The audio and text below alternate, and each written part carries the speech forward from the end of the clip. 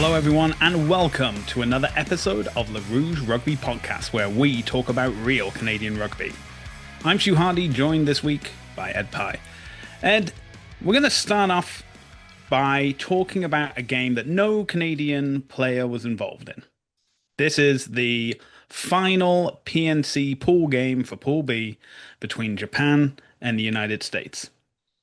And going into it, United States had a bit of an uphill struggle, let's say, to make it into the semi-finals and final. So not only did they have to win the game, they had to secure a bonus point and ensure that Japan did not receive any bonus points as well. And by the 30th minute, Japan had scored their fourth try. So that didn't go well. In fact, of the three things they had to do, they achieved none of them. And as a result, it means that not only do Canada make it to the PNC semi-finals for 2025, they have now officially qualified for the Men's Rugby World Cup in Australia in 2027.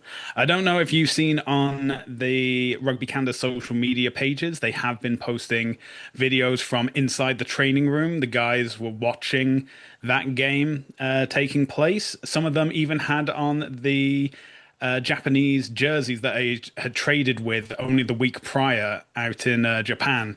So obviously they knew where their allegiances lie for that game. But to think only a few months ago, even probably I'd say maybe a year ago, we knew what the qualification process was going to be.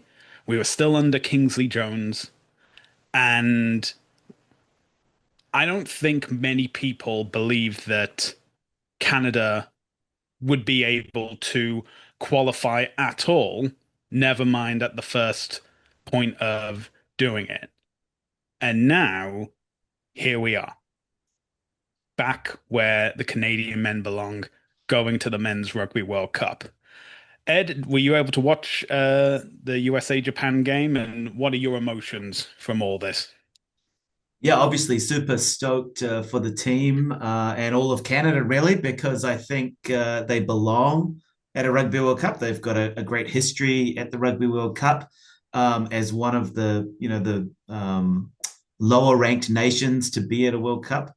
There's a great history there. I obviously watched the game, but I also saw the Rugby Canada posts of them celebrating. I wasn't quite sure what I was watching at first because there was so many of the players actually wearing the Japanese jerseys. And it took me a second to actually realize, oh yeah, they're actually supporting Japan here to beat the US so that they could go through. But it's great that Rugby Canada have increased their social media output around the feeling behind the team because it's really good to see how much it means to the players, how much it means to the team to actually qualify for the World Cup. Because, as you mentioned there, Canada had been on a backslide for a long time, ever since the 2011 World Cup when the Beardos put in a good account of themselves. Canada had been on a real backslide. So for them to turn it around and actually make this World Cup, I think it means a lot to all the players. And it's great to see them that they're going to be there in 27. Yeah, I think as well, like what you mean about like social media, like output and stuff. Like we've had not only that video, but there's been the video from Matt Heaton when he gets quite emotional talking about the sacrifices that are needed for him to be in the position where he is, not just his um, parents who took him along to rugby games when he was younger, but now his wife and his family, they understand that he's going to be away for a long portion of the year to play with MLR, and now he is playing in for Canada, and as a result, he is in a position where he understands that there are sacrifices that are being made, and it's like, well, if you're making the sacrifice, it has to be for something, and yeah, I know there's a lot of guys in the squad who missed out on going to 2023 in France, and that really lit a fire within them to be able to make it to Australia. And at the same time, you got to keep in mind that now their goal is to not only put themselves in contention where they can be selected to go to the Men's Rugby World Cup, but also, ensure their health is in the right position and that they're going to be able to, you know, be able to still be playing rugby by the time of the World Cup and, taking it easy as well. Um, Little insider bit here, but I actually sent out a message to Tyler Ardron once qualification was confirmed to say, thanks for getting us to this point, and we hope to see you out there in Australia. And his response was generally, thanks, I hope so too. So, Nice. you know, yeah, so, I you know, think there's a number of flow-on effects from that as well, right? It's not just the fact that they've made the World Cup, but also like that increases media presence on them. There'll be news articles about it.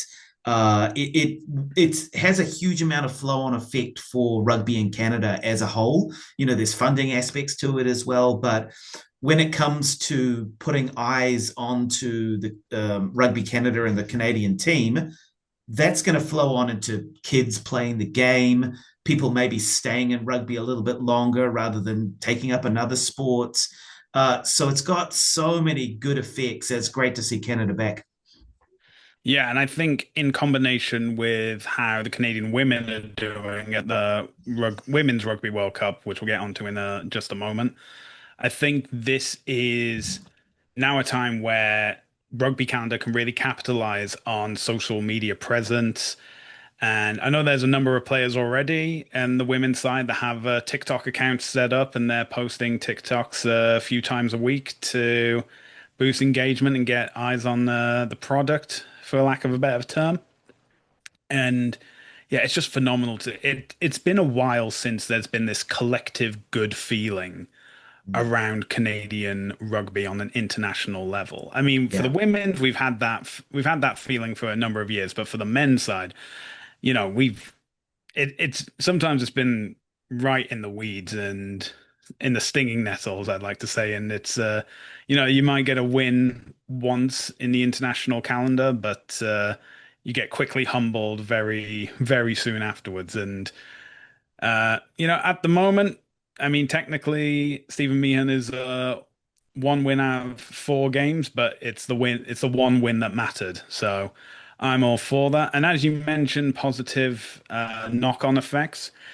There's also been reports coming out that Canada have already got their opposition set up for November. This was something I actually talked about, if not last week, the week before, of um, because Canada have now been able to say they are in the next round of the Men's Rugby World Cup, they will be able to, you know, secure test matches for later this year, and that has been set up. And these are with teams that have also qualified. Of the four European teams that qualified through the Rugby Europe Championship, Canada will be facing three of them. They will be facing Romania, Georgia, and Portugal. So at the moment, it's penciled in that Romania match will be on November 8th, Georgia will be on November 15th, and Portugal will be on November 22nd. And, I think that's, good tier of opposition. I think that Romania game is very winnable. The Georgia one may be a bit too far. Georgia have been getting some training with Ireland and the Springboks in previous years, so I think that's definitely benefiting them.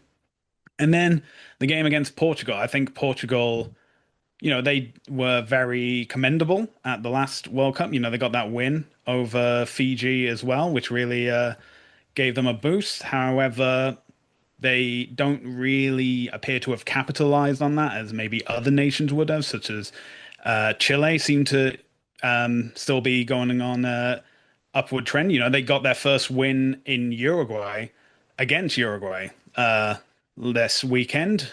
Um, so yeah, I think Romania and Portugal are definitely options for Canada to get a win on that European tour.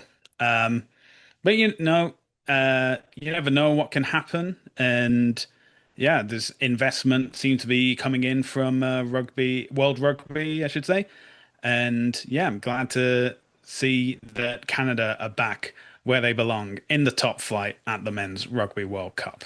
That's the other rumor there, Stu, is that World Rugby is going to pump $250 million dollars into US rugby to get it ready for the 2031-33 World Cups. So hopefully they understand that Canada plays a big role in sustaining North American rugby, and some of Mm. that money goes back into the Canadian system as well. I'm hoping so as well. I think from what I've seen on the reports, it's mainly about lots of like different areas. It's not so much like playing, but more so um, getting people prepared for future youth engagement. So it's like training coaches, it's training referees, it's understanding where will be the best locations for fan zones and stuff like that. And it's like, and so it's a long-term investment. So it's not just 250 million, left at the doors of USA Rugby and told them don't light it as soon as we turn our backs. It's, planned to go in certain feet. And they'll be obviously looking at how the sevens at the 2028 Olympics go and seeing like, oh, is that an area we can capitalize on to get more players going? There's obviously rugby strongholds on both the Atlantic and Pacific coasts. So they're trying to say that, okay, where can we build our bases and go from there? Where can we ensure that the players that are watching the 2025 World Cup are going to be in contention to play for the 2033 World Cup as well? And yeah, I mean, I know there's a lot of people that are immediately like, oh, why aren't they giving money to South America? Or why aren't they doing this, that, or the other? It's like, it's a business. You gotta think long term, you gotta plan it out. And we've known this for a few years now that the men's and women's World Cups are coming to the United States in the 2030s. And now, would it be incredibly hilarious if the USA and Canada played a game in those World Cups and Canada won both of them? Absolutely. But, I can't predict the future, no matter how hilarious it would be. So, for the moment, as in, like, that's the thing. While I'm a fan of Canadian rugby, I'm a fan of rugby first and foremost, and I want to see rugby continue and grow as much as it can in North America as a whole. Sure, Canada, I would love them to have preference, but I also know that the USA are hosting these World Cups. And hey, if there's, you know, American boys and American girls, and they find out that one of their parents is Canadian, and they want to be playing north of the border, by all means, I'm perfectly fine if 250 million, if part of that was spent towards that passport check. So fine by me. Anyway, that's talking about the future. Let's talk about the present because there is one person who has made their mark in Canadian rugby history by becoming the most capped player in both men's and women's.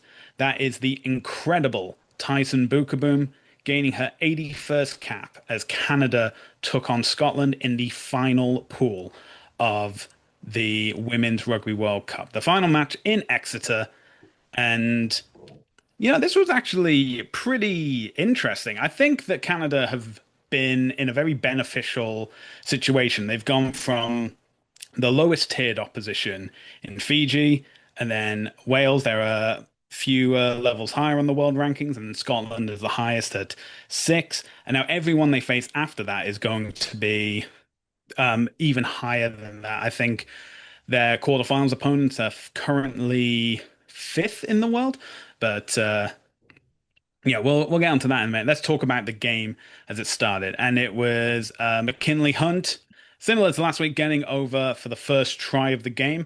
But soon enough, Scotland were able to get back on the board as well. And if it wasn't for a misconversion, it would have been all even going into the next passage of play. Thankfully, continued going. It wasn't even until probably like 10 minutes later that Emily Totosi got over for her first try of the match.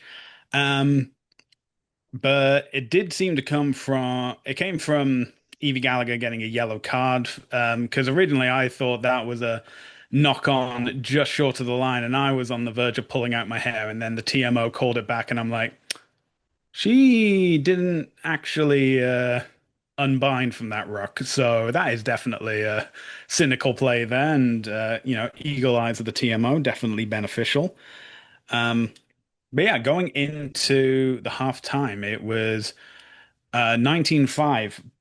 But all it would take was a converted try or two, and Scotland would be right back in it.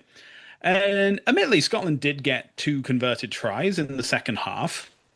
Canada got two tries between that time frame, so that kind of nullified it.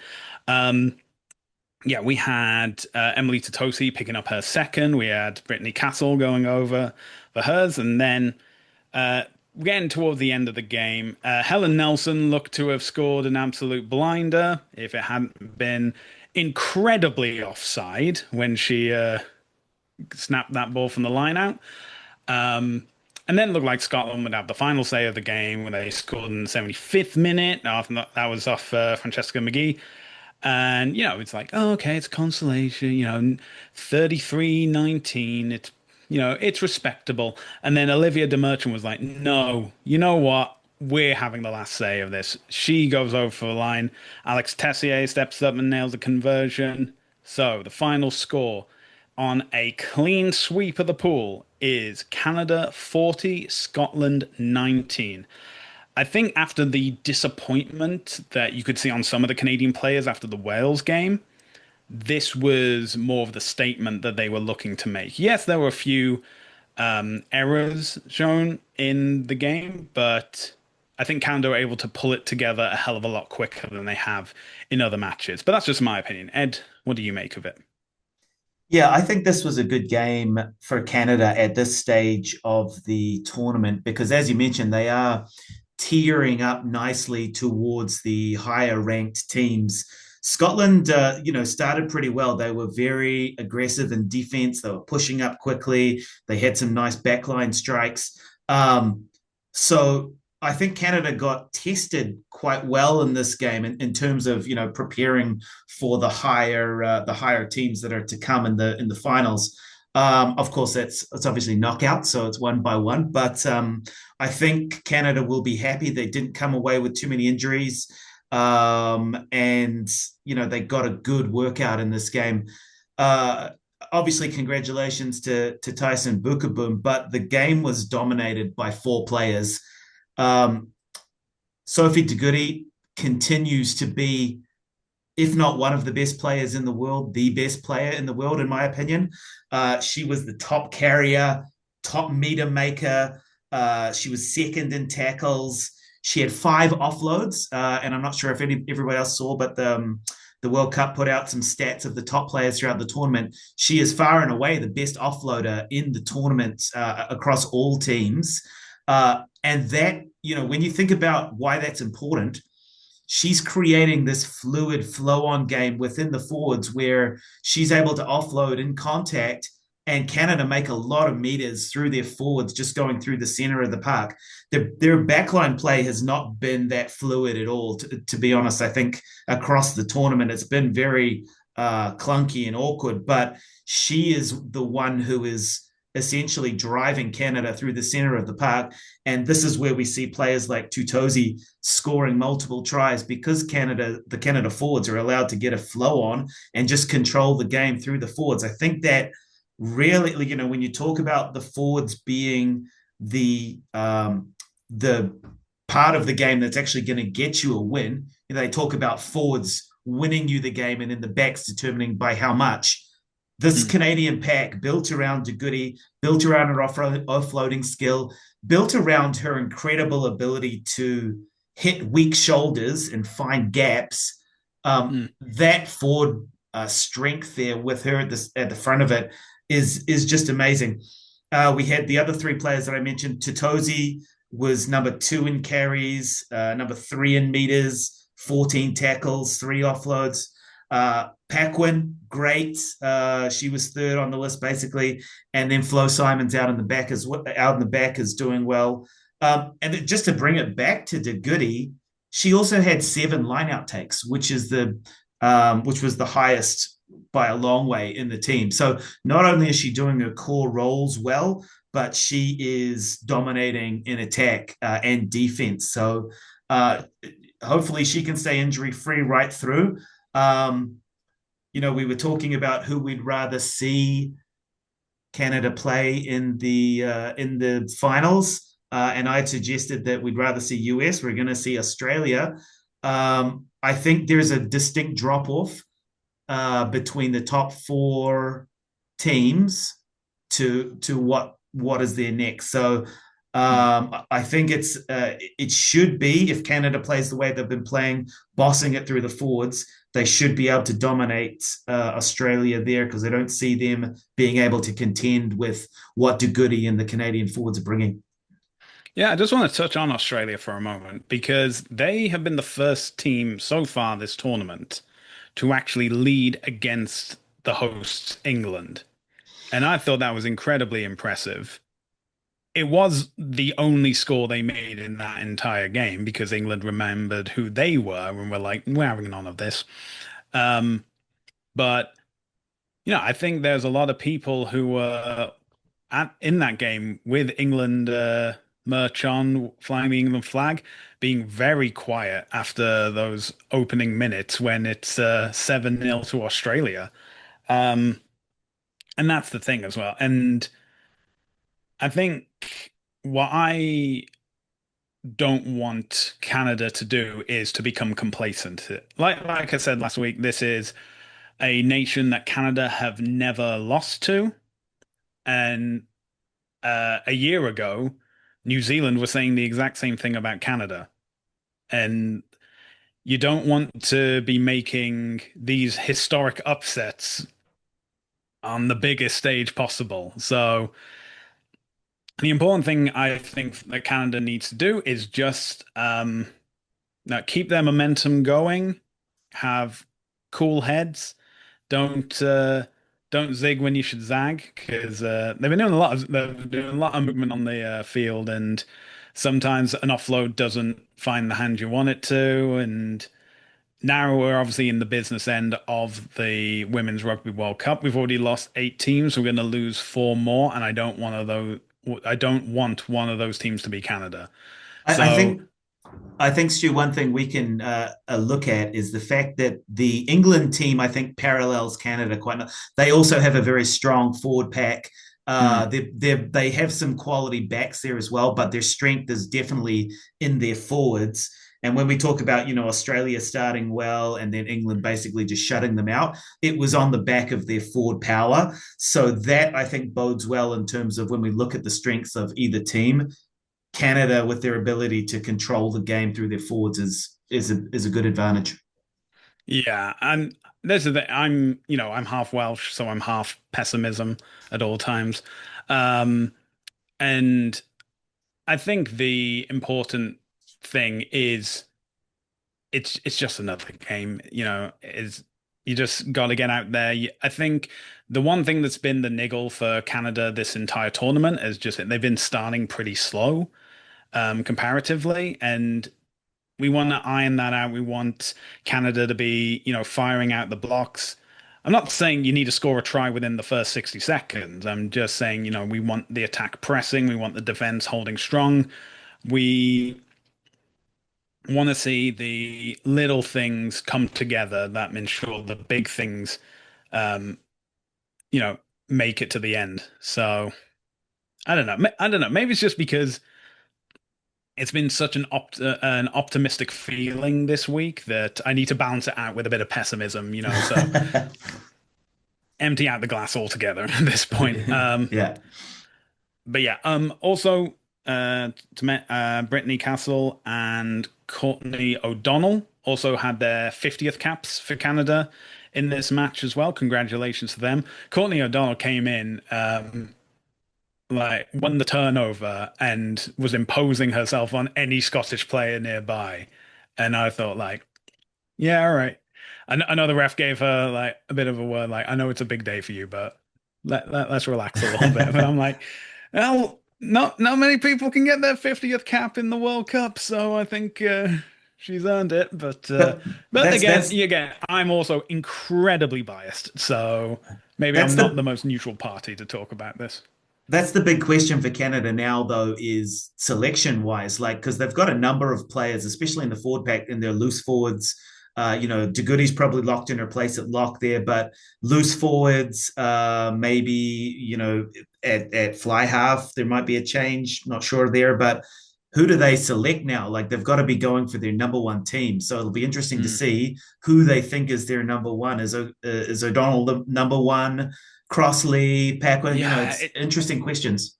to be it's a problem. It's a good problem to have because this team is just so good and so deep in so many areas. But then you also have to think of like the long term as well, not just the next game, but the game after that is like if you're okay, if let's say you're putting your first team out against Australia and you make it through, well, your semi-final opponent is the Black Ferns. So is that going to be your first team? Are you going to protect your first team in the hopes you get there, or are you going to put your first team out now to guarantee that you at least make it to the same fight? I'm sure every single woman in that squad is putting their hand up to be like, I should be starting, I should be on the bench. I don't want to be coming in due to injury. I want to be coming in on merit. I want to stamp my place in this squad, and I'm going to get us to where we need to be. And someone made the joke of like, oh, Justine Peltier is coming off. Who's coming on in her place? Olivia Apps. It's like, would you like gold or platinum? Which one do you prefer? Yeah. It again, it's amazing to see the depth of talent that we have in this squad. It's so fortunate for Kevin Ray to have these kind of headaches coming through. I mean, we know that Fancy Bermudez has not been playing since the game against Fiji. We're hoping that that was only a minor niggle and that she'll be available again for knockout rugby. But again, that's an option that can be available, and yeah, I'm just eager to see this game. And also, this game's going to be on a more reasonable time instead of the first thing on the first day of pool rugby. I think that's also why Canada's fallen a bit under the radar, is because they're the first game on of most of the weekends. And by the time you get to the end of the first day, there's been another game on which has taken the headlines and taken all the attention. And so Canada's just there. They're just winning their games. It's like, oh, they beat Fiji. Yeah, I suppose. Oh, they beat Wales. Well, Wales aren't really that good now. Oh, they beat Scotland. Oh, good for them. And who else have they been playing? It's like, you're just flying. The focus has been on teams like obviously England, the Black Ferns, the USA with the Lone Mar as well. I think a number of people are going to be pretty surprised by the time we get to the quarterfinals and all those games going off. But yeah, I think it's just a really good time for the Canadian women. I think they've done everything they needed to do. They've got a they continue to be one of only three teams that are unbeaten this year, and I'm hoping it stays that way for the next few weeks, but we shall see. And speaking of that more reasonable game, that match will be this Saturday at the lovely hour of 11 a.m. Eastern Time, and that will be available on TSN. We do not have the channel information at the moment, but keep an eye on our socials and you can watch it there. Also, on the Sunday, we have the Canadian men taking on Fiji as part of the Pacific Nations Cup, and that game will be at 8:35 p.m. Eastern, 5:35 p.m. Again, that'll be on Sunday, September the 14th, and that will be on TSN. And if you enjoyed this episode, be sure to check out more, as well as our written pieces on our website, therougerugby.ca. You can also find our podcast on Spotify and on YouTube at The Rouge Rugby. Make sure to like and subscribe, hit the bell notification, and stay up to date with all our videos. We're also available across social media, including Facebook, X, Instagram, TikTok, Threads, and Blue Sky, all at The Rouge Rugby. Ed, where can people find you on social media? Facebook and Instagram, rugby101_2025. And you can find me across social media at Hardman, spelled H4RDMAN. Well, that's where we're going to end this episode. Ed, thank you for joining me, and thank you all for joining us for another episode of the Rouge Rugby podcast, where we talk about real Canadian rugby. We hope you can join us again next time.